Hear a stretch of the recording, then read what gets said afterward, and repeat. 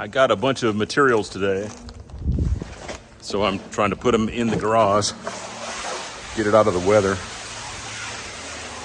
Lowe's delivered,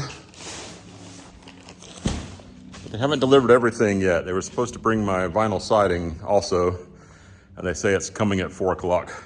So that's also the same time that we're going to a picnic. We might just let them drop off the vinyl anywhere they see fit, which will probably be out in the middle of the front yard, and then have to move it all by hand. I might sound a little frustrated with them, and I am. This morning they left me a message that it was raining at the Lowe's location, so they said that they were going to postpone my delivery till later this afternoon. And I was thinking of that picnic, thinking, no. And so I tried to call them, and in the next frame here, you'll see when I finally gave up on being on hold and never spoke to anyone, just went through the automated system and waited for the next available customer service employee or whatever to answer the phone. And they never did, so I finally just gave up. But the delivery came at a decent hour. It's just then later I found out that they had split up my delivery and the other part's gonna come right at the wrong time. Oh, Lowe's is my favorite store, but sometimes you have to help them do their job. You have to help them find things in the store, and you have to help them keep track of your deliveries.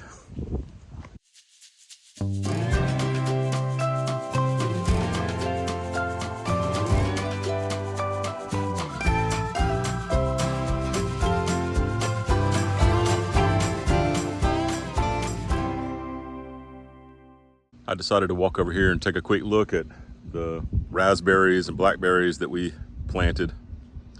You see how nice and tall the blackberries are? I'm not talking about these. I'm talking about these. So we've got some wild blackberries here that are gonna be producing pretty well. They're kind of small, but they look good. We have been eating a few of these raspberries. The bush is producing raspberries, even though it hasn't really gotten very big yet. From what I understand, blackberries, they produce fruit on their second year growth. So we'll let these vines grow up, leave them there until next year, and then as they liven up in the spring next year, they'll start producing fruit. Hopefully these will get going and really get up on there this year. The lunch I just ate was from all of our DIY things. Cindy cooked some squash and zucchini that just had olive oil and salt on it, and it was awesome. I used to hate foods like that. And it's just so good roasted with some olive oil. And then broccoli, that purple broccoli that we just looked at earlier. And turkey sandwich, which was made from our own turkey that we pulled out of the freezer and cooked. And homemade bread that Cindy makes, which is really good. Cindy makes homemade bread that's just wonderful, especially with a grilled cheese sandwich. And I almost forgot to mention the kombucha that I had made. So that was my lunch. And it's pretty neat when you have a meal where all of it, or almost all of it, we didn't produce our own olive oil, but it's all foods from here that we either made from materials from, like wheat that we bought, but Cindy made the bread, or things we grew ourselves. Up here on the roof, staining the side of the barn, I looked over here beside me and there was Danger Cat. Now she's over there.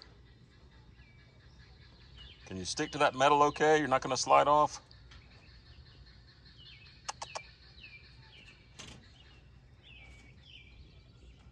How'd you get up here? Did you use the ladder?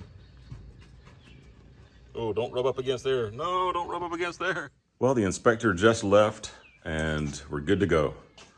The only thing, my trusses on this side of the house are supported by hangers on one side, which is part of the truss plan. So they just haven't seen that before, so they want a confirmation from the truss company that that's proper. So I've sent off an email to get that information. Otherwise, everything is good and we can go ahead and insulate. So the next thing we'll do is fill this place with insulation. I know this video is such a hodgepodge. so many little blips of different things. But I had the inspiration to teach you about poison ivy. So many people even are aware of poison ivy, they've seen poison ivy, but they still, year after year, can't identify poison ivy. So I just thought I'd give you just a couple little tips and, not even a thorough thing about poison ivy. So let's look at some. I'm gonna zoom in here and you see if you can see some poison ivy. And I'll keep zooming in until I get to the poison ivy. That is poison ivy. One thing, so it's 3 leaves, and the shape of these outer leaves looks like a mitten, like the glove where the thumb just has the thumb separate. You get a little shape like that, where you get that little thumb area on the edge of that outer leaf. Sometimes on one side, sometimes on both sides. But is this poison ivy? No, it's got 3 leaves, but it's not poison ivy. So let's look over here. Is that poison ivy? No. Is this? No, this is that same plant again. I could look it up, but okay, here's 3 leaves that all connect in the middle. And that is not poison ivy. That's some kind of wild strawberry or snakeberry, which looks like a strawberry. Here's another 3-leaf plant. Is that poison ivy? No, it's got a lot of jagged edges. It's not poison ivy. Another plant that grows very close to poison ivy is Virginia creeper. It has 5 leaves. And sometimes you might not, something might happen to it where you don't see 5 leaves. And look, it's almost got like a mitten on one side. But it's not poison ivy. A brand new poison ivy plant will be a little bit shiny. So those leaves, they're not very shiny. But when it's brand new and it's small and just beginning to grow, you get a little bit shinier leaf. There's a lot of variations of poison ivy. This is poison ivy here. It's a little darker. The leaves are a little bit different shape, but they still have kind of that mitten finger, that mitten thumb on the edge of the leaves. Hopefully you don't have any poison ivy where you live. But if you do, try to find some and try to get used to knowing what it looks like so that you don't have a problem with it. This is not poison ivy. Actually, I think this might be a pecan tree or something. But imagine if these 2 leaves were missing. It might look like poison ivy, but you don't have that unique shape on those outer leaves.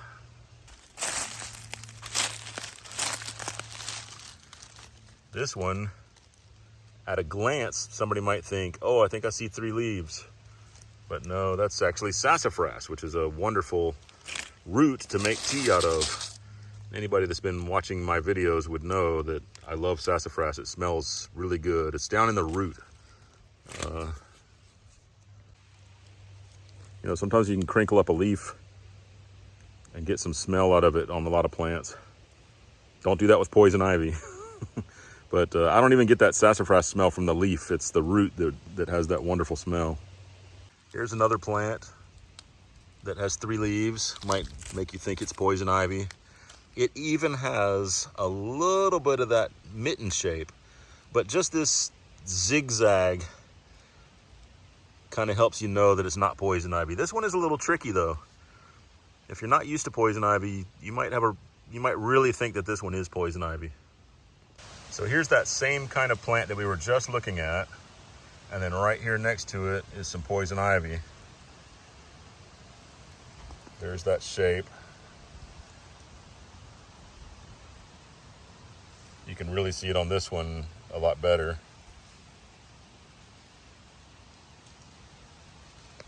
So if just one person out there in the world really learned something from this video, it would bless my heart that someone is going to be avoiding some poison ivy agony.